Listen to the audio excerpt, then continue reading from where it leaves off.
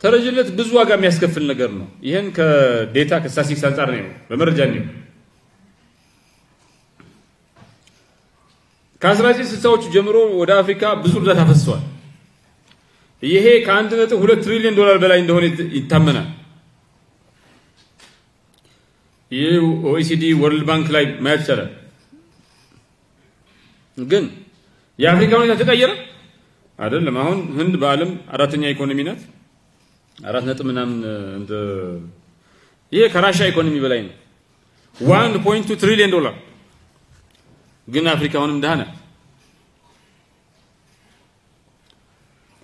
ወደ ኢትዮጵያ ከአመት በፊት ጀምሮ ከዚህ ከ65 ድርቅ ጀምሮ ወደ 3 እስከ 5 ሚሊዮን ቢሊዮን ዶላር በየአመቱ ኢትዮጵያ እርዳታ አግኝታለች ተብሏል እንደዛ የሚያመላክት ዴታ አለ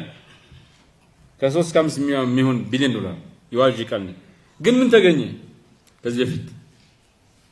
ያው እርዳታ ነው አንድ ጥናት እንደሚያሳየው ተረጂ የሆኑ ሀገራት aid dependent states የሚሏቸው በእርዳታ ላይ ተመሰረተ ኢኮኖሚ ያላቸው የገነቡ ሀገራት ታክስ to GDP ከጂዲፒው የሚሰበስቡት ታክስ ከ13% በታች ነው ይባላል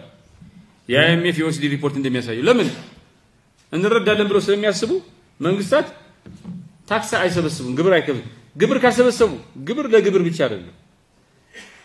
ግብር ለመሰብሰብ ስትል ጠንካራ ቢሮክራሲ ያስፈልጋል ትገነባለህ ጠንካራ ቢሮ ግብር ለመሰብሰብ ስትል ደግሞ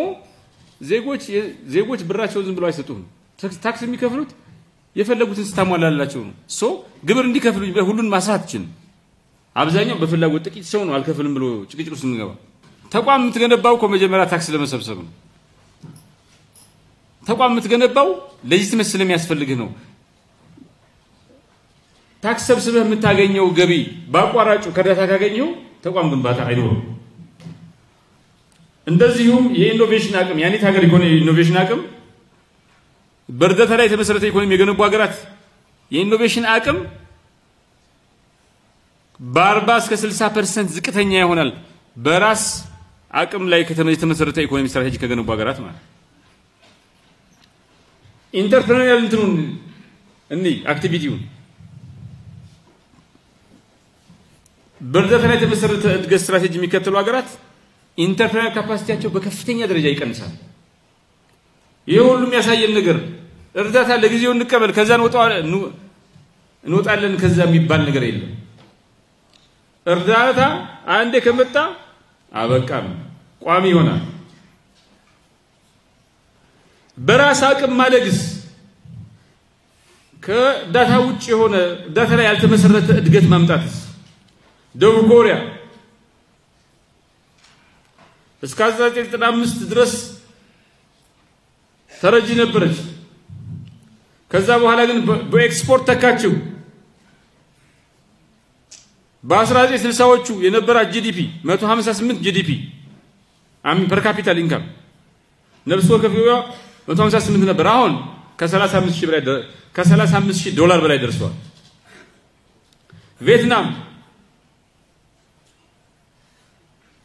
እርዳታን በንግድና በማኒፋክቸሪንግ ተካቸው ከዛ እንደዛ ካደረገች በኋላ በ2001 የነበረው 14 ቢሊዮን ዶላር ኤክስፖርት በ2022 ወደ 371 ቢሊዮን ዶላር አድጓል አስገራሚ ዴታ ነው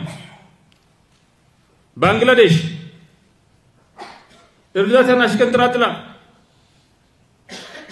በማኒፋክቸሪንግና ሬሚታንስ ላይ የተመሰረተ እድገት ስትራቴጂ ቀይሰች አንድ እንደሚያሳየው በ2026 ከተረጅነት ካላደገ ካልበለጸገ ሊስት ዴቨሎፕ ካንትሪ ነት ወደ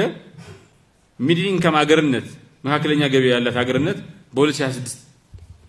ትደርሳለች ተብሎ ይጠበቃል ብዙ ችግር ውስጥ ትፈርሳለች የተባለ ብዙ የሚነገራት ሀገር ነው ሶ በተረጅነት ስንመራ ይሄ ሁሉ ችግር ይመጣል ተረጅነት ላይ የተመሰረተ ኢኮኖሚ በራስ አቅም እንትንልስ እንደ ደቡብ ኮሪያ እንደ ቪየትናም እንደ ባንግላዴሽ እናድጋለን በአጠቃላይ በራስ አቅም ላይ የተመሰረተ እድገት በምርታማነት የተመሰረተ እድገትና በተረጅነት ላይ የተመሰረተ እድገት ስንከተል ስንከተል ምን ይሆናል? ለምሳሌ ታክስ ጂዲፒ ቱ ጂዲፒ ሬሽዮ ነው። እርዳታ ላይ የተመሰረተ የኢኮኖሚ ስትራቴጂ ያላቸው ሀገራት ታክስ ቱ ጂዲፒ ሬሽዮ 8 እስከ 12% ነው የሚሆነው። በራስ አቅም ላይ የተመሰረተ እድገት ስትራቴጂ የሚከተሉ ሀገራት ታክስ ጂዲፒ ሬሽዮ 18 እስከ 25 ነው። አማራጭ ለማ ታክስ መጨመር አለበት። ኢኖቬሽን ኢንዴክስ ራንኪንግ ብናይ የኢኖቬሽን ደረጃ ብናይ ለምሳሌ ተረጂ ላይ የተመሰረተ የእድገት ስትራቴጂ የሚከተሉ ሀገራት ኢኖቬሽን ኢንዴክስ ላይ ከመቶ በታች ናቸው። ከመቶ በታች ነው እንትን የሚሉ ከአንድ እስከ መቶ የሚለው ላይ የሉም። ከመቶ በላይ ናቸው። በራስ አቅም ላይ የተመሰረተ እድገት የሚከተሉ ሀገራትስ ቶፕ 60 ከመጀመሪያዎቹ 60ዎቹ ረድፎች ውስጥ ይወድቃሉ። አነስተኛና መካከለኛ ኢንተርፕራይዞች ለጂዲፒ የሚያደርጉት አስተዋጽኦ ብናይ ኤድ ዲፔንደንት ስቴትስ 10 እስከ 20% ብቻ ነው። በራሳቸው አቅም የሚያደርጉ ሀገራት የሰልፍ ሪላያንስ ስቴት የሚባሉት ግን 40 እስከ 60% ነው። ኤክስፖርት ዳይቨርሲፊኬሽን ብናይ ኤክስፖርት ዳይቨርሲፊኬሽን ስኮር የሚባለው በእርዳታ ላይ የተመሰረተ ኢኮኖሚ አቅጣጫ የሚከተሉ ሀገራት በጣም ዝቅተኛ ነው። ከአንድ እስከ 2 ነው። ወይ አንድ ኮሞዲቲ ነው የሚልኩት ወይ 2 ነው። ሰልፍ ሪላያንት ስቴትስ ከፍተኛ ነው። ከ5 በላይ ኮሞዲቲዎችን ይልካሉ። መሰረተ ልማት ላይ የሚያደርጉት ኢንቨስትመንት ሀገራት እናወዳደር ከጂዲፒ አንፃር ሬሽዮ ኤድ ዲፔንደንት ስቴትስ ከጂዲፒያቸው ውስጥ ለመሰረተ ልማት ግንባታ የሚያውሉት ከ2% በታች የሚሆነው ነው። በራሳቸው አቅም የተመሰረተ እድገት አቅጣጫ የሚከተሉ ሀገራት ግን ለመሰረተ ልማት ግንባታ የሚያውሉት ጂዲፒ ሬሽዮ ውስጥ 4 እስከ 7% የሚሆነው ነው። የውጭ እርዳታን ከውጭ የተበደሩትን እርዳታ የመክፈል አቅም አንፃር ነው። የኤክስተርናል ዴት ሰርቪስ በርደን የሚባለው መክፈል አለመቻል ነው። በእርዳታ ላይ መሰረተ እድገት ያላቸው ሀገራት የተበደሩት ምድር የመክፈል አቅማቸው በጣም ዝቅተኛ ነው ወይ ደግሞ ያለ መክፈል እድላቸው ከፍተኛ ነው። በራስ አቅም ላይ የተመሰረተ ኢኮኖሚ እድገት ያላቸው ሀገራት ብድር የመክፈል አቅማቸው ልክ የተበደሩትን ያክል ሚዛን የጠበቀ ነው ወይም ደግሞ መካከለኛ ነው። በአጠቃላይ በእርዳታ ላይ የተመሰረተ ኢኮኖሚ እድገት የሚከተሉ ሀገራት እርዳታ በጂዲፒ ላይ በበጀት ላይ ያለው ሚና ከ30 እስከ 70% የሚሆነው ከ30 እስከ 70% የሚሆነው በጀታቸውን ከእርዳታ ነው የሚያገኙት። ሰልፍ ሪላያንት የሚባሉ ሀገራት ደግሞ እርዳታ በበጀት ላይ ያለው ሚና ከ10 በታች ከ0 በላይ ነው የሚሆነው።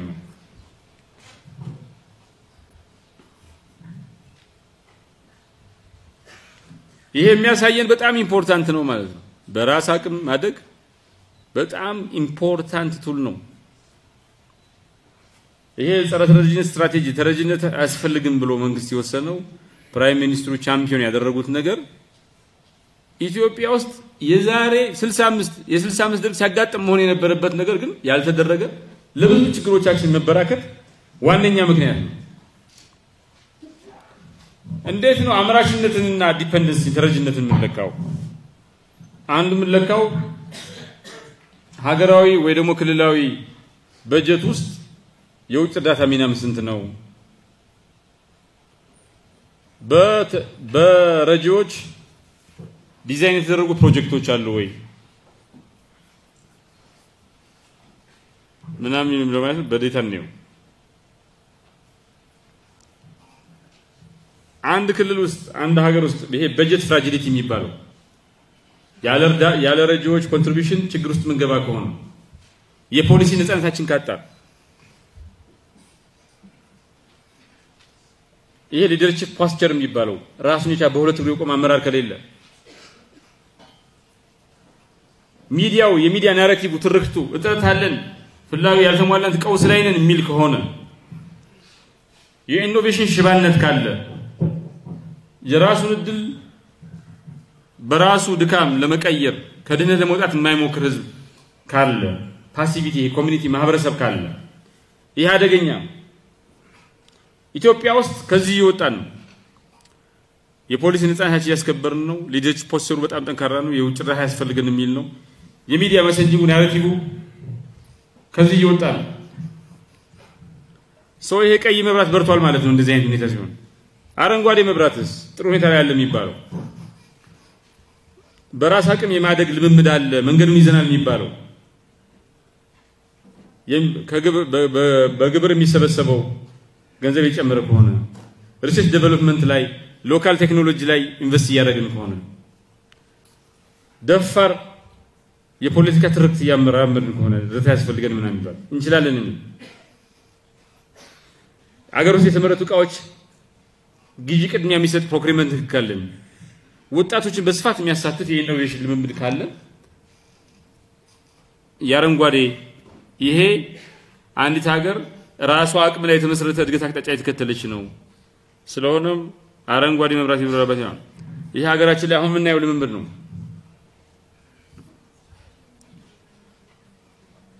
አጠቃላይ ይሄ ልማትን ከራስ የማድግ አቅም ጋር ስናያይዘው ለማመን የሚከብዱ እውነቶች አሉ ብዙ ዳታ በተቀበልን ቁጥር በራሳችን ላይ ያለን እምነት ይቀንሳል የሚባለው ከፍተኛ ዳታ የሚያገኙ ሀገራት መንግስታት የዜጎች ተሳትፎ የሚባል ነገር ያስፈልጋል ኢኖቬሽን ያስፈልጋል ተጠርነታቸው ለረጅቦቻቸው ዜጎች ታክስ አይከፍሉም ስለዚህ ዜጎች ምንም ቢሉ ምንም ማድረግ አይችሉም እርዳታ የኢኖቬሽን ሊፕ ያመጣል በዚህ ላይ እንድናርግ በኢኖቬሽን እንድናርግ ያደረገንም ችግራችን እንድንፈታ ያደረገንም የዳታ ማነቆ የሚባለው ነገር ስለምን ያቆየን አንድን ችግር በሁለት መንገድ መፍታት እንችላለን በአጭር ጊዜ ራሳችንን ሲያመን የስቃይ ማስተዋወሻ መውሰድ እንችላለን ወይም ደግሞ ምን ማድረግ እንችላለን የስቃይ ማስታገሻ ሳይሆን ሙቀት ለምሳሌ ራሳችን ሲያመን ወይ ሙቀት ከሞቀን የበሽታ ምልክት ነው በሽታ አይደለም ወባይዞል ሊሆን ይችላል ባክቴሪያ ተቶል ሊሆን ይችላል የሆነ በሽታ ሊሆን ይችላል ሶ ህመም አሞን ይያል የስቃይ ማስታገሻ እንውሰድ ወይስ ችግሩን የሚፈውስ መድኃኒት እንውሰድ ነው እርዳታ የስቃይ ማስታገሻ ነው እና ደግሞ በረጅም ጊዜ ሂደት ወደ ኋላ እንድንቀር ያደርገናል በትርክ ደረጃስ ምንድነው የምናስተጋባው ቻሪቲ ናሬቲቭ ነው ወይስ ኢንቨስትመንት ማይንድ ሴት ነው ያለን የሚለው የሀገራችን ጣፈንታ ይወስናል የሻይ ቡና ስንት ነው በተቆልሽ ይሄን ከሪል ወርልድ ስቶሪስ በምሳሌዎች እና እንትን ብለው በአብነት ነው ኢትዮጵያ ውስጥ እርዳታ መሰብሰቡ ከፈረንጆች የሰበሰበ መምጣቱ ኤድ የሚያሳፍር ነገር ሳይሆን ሰውኮ እርዳታ አንሶብኛል አንድ ኩንታል ነው አንድ ኩንታል ሲገባኝ ግማሽ ኩን አንድ ኬሻ ሆኗል ብሎ ይጣላል የሚያሳፍር ነገር መሆኑ ቀርቶ የሚያኮራ አሁን አንድ ወረዳ አስተዳዳሪ ለወንድሙ ለምን አዳልቶ ይሰጣል እየጎዳው ነው አረሱኮ ደታልኮ የሚጨምርልን ሰው ነው ተብሎ ይመረጣል የሚያሳፍረው ነገር ባጅ ኦፍ ኦነር ሆነ የሚያኮራ ነገር ሆነ የሚወደድ የሚያኮራ የጥሩ አመራር ምሳሌ ሆነ ይሄ ኤድን ይሄ እርዳታን ኢንተርናላይዝ ከማድረጋችን የተነሳ የመጣ ነገር ነው አሁን ችግሩ ከአዲስ አበባ ወደ ሆሳዕና ሲመጡ ሰዎችስ ነው አንዳንድ ይጠፉ ሰዎች ነው ሶ ኢትዮጵያ ከ1985 ጀምሮ ወደ 40 ቢሊዮን ዶላር የሚያወጣ እርዳታ አግኝታለች ይባላል ግን ምንም አልቀየረም የረባ መንገድ እኮ አልሰራም ህዳሴ ግድብን በምን ሰራ ነው ይሄ ሁሉ 40 ቢሊዮን ዶላር መንገድ አልሰራም የረባ መንገድ እኮ አልሰራም አንድ ህዳሴ ግድብን እንኳን አልሰራንም 40 ቢሊዮን ዶላር ተቀም በራሳችን አቅም ብለን ስንነሳ ህዳሴ ግድብን ሰራ እንዳትስፒያር መስራት ጀመረ የፈለገ ደሃ ብንሆን እኛ ለራሳችን ያለነው እኛንን ብቻ ብለን ስናስብ ተአምር እንሰራለን አዳዲሶቹ የደቡብ ክልሎች ከደቡብ ዋናው ክልል የወጡ ክልሎች በጀት ምናም ብዙ ይወራል በጀት ያስፈልጋል ኦፍ ኮርስ መንገድ ያስፈልጋል ግን ለራሴ እኔ ያለሁት ብለን ብንነሳ trust me budget will not be an issue Haiti the NGO republic ትባላለች ከ2010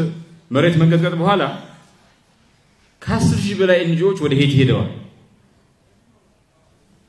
እና ከ13 ቢሊዮን ዶላር በላይ እርዳታ ለመስጠት ቃል ተገብቶ ነበር ግን ብዙ እርዳታ መንግስትን አልፎ ለነዚህ በጎ አድራጎት ተቋማት እየተሰጠ ነው በየአካባቢው የአካባቢው አስተዳደሮች በፍጹም ዲሲ ከጥቅም ውጭ ሆኑ የፈራረሱ መስሪያ ቤቶች ትምህርት ቤቶችና ጤና ጣቢያ ኮን ለመስራት የሄይቲ ኮንትራክተሮች ምኖች ሰራተኞች ተተው ከ10 አመት በኋላ አንጥና ሲደረግ ብዙዎቹ የትምህርት ቤት የጤና ጣቢያ ኮንስትራክሽን ግንባታዎች ሳይቋረጡ ቆመዋል ተረጅነት በጣም ጨምሯል እና አገሪቱ በራሷ ታክስ ሰብስባ ከበጀቷ ውስጥ ከአመታዊ በጀቷ ውስጥ ከራሷ አቅም ሰርቪስ የምታደርገው ታክስ ሰብስባ የምታሟላው 10% በታች ሆነ እና ዘኤንጂኦ ሪፐብሊክ ይሏታል ከሄይቲ በላይ የሌለ ሀብት የላቸው አይታችኋል አይደል ኬንያ እንኳን አግዛለሁ ብላ ወታደር የዛሬ አመት ምናምን ወደ ሄይቲ ወታደር ለመላክ የሰላም አስከባሪ ነው ያልተረጋጋ አካባቢ ነው ኤንጂኦቹ ሄይቲ ከተረጋጋ ይወጣሉ እንዳይወጡ ደግሞ እንዳይረጋጋ ማድረግ አለባቸው እና ማላዊ በ2011 ማቱሪካ የሚባሉት የማላዊ ፕሬዝዳንት እንግሊዝ ጣልቃ ይገባች በውስጥ ጉዳይ ላይ ጣልቃ ይገባች ነው ብለው ተቹ እና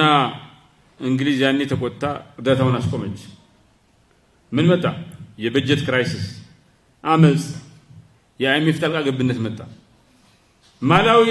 የተቀጣችው ለራሷ በመናገሯ ነው ለጥቅሟ በመቆሟ ነው እና በውጭ ዳት ላይ ተመሰረተ ህልውና ሲኖር ሉዓላዊነት ኮምፕሮማይዝድ ይሆናል የፖለቲካ ነፃነት የሚባለው ነገር ለረጂህ እርካታ ይቀየራል በሌላ በኩል በራሳቸው አቅም ደግሞ ያደጉ ሀገራት አሉ ደቡብ ኮሪያ ከድህነት ወደ ባለጸጋነት የተረጋገረች ሀገር ናት በ1950ዎቹ በጦርነት የወደመች አቅም ከመጣቷ የተነሳ እኛ እንኳን ወታደር አዋተን ሰላም አስከባሪ አዋተን ሄደን ለከን የተከላከልናት ሀገር ነች በረሃብ አሁን ደቡብ ሰሜን ኮሪያ እርዳታ ከሰጣችሁኝ ስንዴ ከሰጣችሁኝ የኒውክሌር ፕሮግራሜን አቆማለሁ ትላለች መደራደሪያው ኒውክሌር ፕሮግራሙ ለስንዴ መደራደሪያ ነው የሚውለው 1950ዎቹ ግን ደቡብ ኮሪያ ከሰሜን ኮሪያ በታች ነበረች በረሃብ የተጠቃች ሀገር ነበረች በአሜሪካ እርዳታ ላይ የተመሰረተ ህልውና የነበራት ሀገር ነች በ1990ዎቹ G20 ከዓለም 20 ታላላቅ ኢኮኖሚዎች አንዷ ሆነች በዓለም አቀፍ ደረጃ ሱፐር ፓወር ሆነች የመሳሪያ ሳይቀር ግሎባል ኤክስፖርተር ነች ከተረጅነት ወደ ረጅነት ተቀይራለች እንደዛ እንዲሁ ምን አረጋት ትምርት ላይ ኢንዱስትሪ ላይ ሀገራዊ ኩራት ላይ ኢንቨስት አድርጋለች ከውጭ እርዳታ ከተረጅነት ወደ ስትራቴጂያዊ መሰረተ ልማት ግንባታ ተሸጋግራለች ስለሆነም የደቡብ ኮሪያን 20% ጂዲፒ የተቆጣጠረው ሳምሰንግ ሃይንዳይ ኤልጂ የሚባል በእያንዳንዳችን ይሄው ኡስማኖቪች ሁሉ የሚጠቀመው ኤልጂ እንትን ነው ሳምሰንግ ሞባይል ነው ምንድነው 15 20 ምናምን እነዚህ ቁጥሮች ሁሉ የሚሰሩት በሳምሰንግ ሞባይል ነው ሁሉ ነገራችን ደቡብ ኮሪያ ሆኗል ቴሌቪዥናችን ሳምሰንግ ፍሪጃችን ኤልጂ ስልካችን ሳምሰንግ በቃ ሳምሰንግ ነው እንደዛ የሆነችው ግን ያቺ ኮስማን ነገር ነች እና ፓርክ ቻንግ ምን ይል ነበር no one will develop our country for us ለኛ ብሎ አገራችን የሚያሳድግ ሰው የለም ሌላ ማንንም የለም ሌላ ማንንም ሀገር የለም ለሀገራችን ያለናት እኛ ነን ይል ነበር ሲንጋፖር አንድም ሀብት የሚባል ነገር የላትም ውሃ የላትም ከውጭ ነው የምትገዛው ኢነርጂ ከውጭ ነው የምትገዛው ሀብት የለንም ስለሆነ ምክንያት ማቅረብ አንችልም የናቴ ማህረም አደናቀፈኝ ማለት አይቻልም ነበር ሚል በ1965 ነፃ ወጣች ከማሌዥያ ጋር አብራ መሆን ፈልጋ ሂጂ ወደዛ ደሃነሽ ተብላ ተባረረች አንፈልግሽም ተባለች ሶስተኛው ረግራጋማ ሀገር ተባለች በወባ እግሩ የረገጠ ሁሉ በወባ ምትጠፍ ሀገር ነበረች በተረጂነት የምታወቅ ሀገር ነበረች ከዚያ በኋላ ግን ዓለም አቀፍ ደረጃውን የጠበቀ ኤርፖርት ሰርታ ሰው ኃይሏን አሰልጥና ጠንካራ የሆነ አስተዳደር ስርዓት ገንብታ በአንድ ትውልድ በ30 ዓመት ውስጥ ከሶስተኛው ዓለም ሀገርነት ወደ አንደኛው ዓለም ሀገርነት ተሻጋገረች ሀገር ነች ዛሬ ፐር ካፒታል ኢንካሟ የነፍስ ወከፍ ገቢዋ ከ82000 በላይ ነው በራሷ አቅም የሚተማመን ሲቪል ሰርቪስ ኃይል ገንብታ ከምርታማነት ጋር የተገናኘ ደሞዝ ስርዓት አዋቅራ በጣም አግሬሲቭ የሆነ ትምርትና ኢንዱስትሪያላይዜሽን ስትራቴጂ መንገድን ቀይሳ እናም በረጅም ርቀት ሄዳ ተግባራዊ አርጋ ዛሬ የዓለም 1 2 3 ቶፕ ሃፒ ካንትሪ ቶፕ ፕሮዳክቲቪቲ ቶፕ ኤጁኬሽን ቶፕ ሂማን ዴቨሎፕመንት ኢንዴክስ በሁሉ ነገር አንደኛ ሁለተኛ ሶስተኛ የምትጠቀስ ሀገር ናት ሲንጋፖር ምን ማለት ተፈጥሮ ሀብት የላትም ግን በዓለም ጠንካራ ከሚባሉ ሀገራት ቶፕ ሀገራት ውስጥ አንዷ ናት ያለ እድገት ያደገች ሀገር ናት ቪየትናሞች ምን አሉ መሰላችሁ we will not eat the breads of others forever we will make our own የሌሎችን ዳቦ እየበላን ለዘላለም አንኖርም ሌሎች የጋገሩትን ዳቦ እየበላን ጥገኛ ሆነን አንኖርም የራሳችን ዳቦ እንሰራለን እንጂ አሉ ስለሆነም ሰርተው አሳዩ ከ70% ወደ 5% ድህነትን በ30 ዓመት አወረዱት ባንግላዴሽ በድህነት የምታወቅ በለማኝነት የምታወቅ ሀገር ነበረች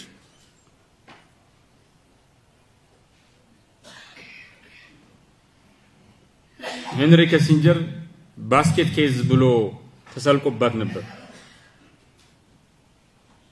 የምትታወቀው በውጭ የምግብ እርዳታ እና በኤንጂኦ ድጋፍ ነበር ይሄን ወደ ልብስ ማኒፋክቸሪንግ ምርት ቀየረች ወደ ጋርመንት ማኒፋክቸሪንግ ሬሚታንስ ሲስተም ላይ ተመሰረተ እድገት ቀየሰች የገጠር ግራሚን ባንክ የሚባል የገጠር ማይክሮ ክሬዲት ስርዓት አስተዋወቀች በጥቂት ዓመታት ውስጥ በዓለም በፍጥነት ያደጉ ካሉ ኢኮኖሚዎች አንዷ ሆነች በ20 ዓመት ብቻ ድህነት በግማሽ ቀነሰ አሁን ከውጭ ከምታገኘው እርዳታ በላይ ኤክስፖርት ታደርጋለች ባንግላዴሽ ሰዎች ተስፋ የምታስቆርጥ ሀገር ያበቃላት ሀገር ተብላ ብዙዎች ተዛብተውባት ነበር የዘባበቱባትን መጽሐፍ ጽፈው እንጀራ ያገኙባትን ምሁራኖች ታላላቅ የፖለቲካ መሪዎች ቀስም ሰብራ ዛሬ በነጻነት የማደግ ምሳሌ ነች እኛስ አባይ ላይ ትልቅ ግድብ ለመገደብ ከአፄ ዳዊት እስከ ኃይለ ሥላሴ ከዚያም መንግስቱ መለስ ዜናዊ ኃይለማርያም ደሳለኝ ዶክተር አብይ አህመድ የተለያዩ ኢትዮጵያ በተለያየ ጊዜ ኢትዮጵያን የመሩ ሰዎች ፈልገው ነበር በዛጉዌ ዳይናስቲ ጊዜ ግብጽ ለኢትዮጵያ ጳጳስ አልክም ስትል ውሃውን ገድባለሁ ብለን እናስፈራራ ነበር ጳጳሶች የሚመጡት ከግብጽ ነበር መደራደሪያ ነበር ከዛ አሜሪካውያን በአስዋን ሃይዳም ምክንያት ከንተና ጋር ሲጣሉ ከግብጽ ጋር ሲጣሉ አፄ ኃይለ ሥላሴን መጥተው 17 ግድብ እንስራላችሁ ብለው ዲዛይን ሰሩ ግብጽ ደግሞ ግድብ ለመገንባት አስዋን ዳምን ለመገንባት ከሚያስፈልገው ውጪ 70% ሶቪየት ህብረት አግዛት ገነባች ከዚያ አሜሪካ ግብጽ ፈራችና 17 ግድብ ልሰራላችሁ ነው አሜሪካ ብላ ከሶቪየት ህብረት ጋር ተጣልታ የአሜሪካ ወዳጅ ሆነች የሰራውን ግድብ ዲዛይን ጥለውት ሄዱ ይሄ ዲዛይን ከነበረበት ተራክፎ ተጀመረ አሁን ጨርሰናል ኢትዮጵያ ከ40 ቢሊዮን ዶላር በላይ ከ1965 ድርቅ ጀምሮ እርዳታ ብታገኝ አንድ ይረባ ግድብ ግን መገንባት አልቻለች ይሄን ገንዘብ ተጠቅማ ለምን እርዳታ ነው በራሳችን አቅም ግን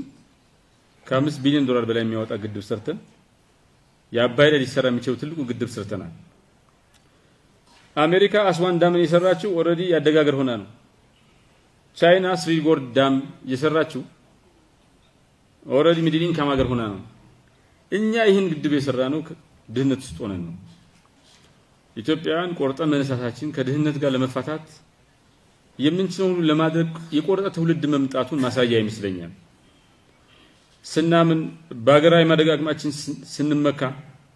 ምርታማነትን ለማረጋገጥ ቆርጠን ስንነሳና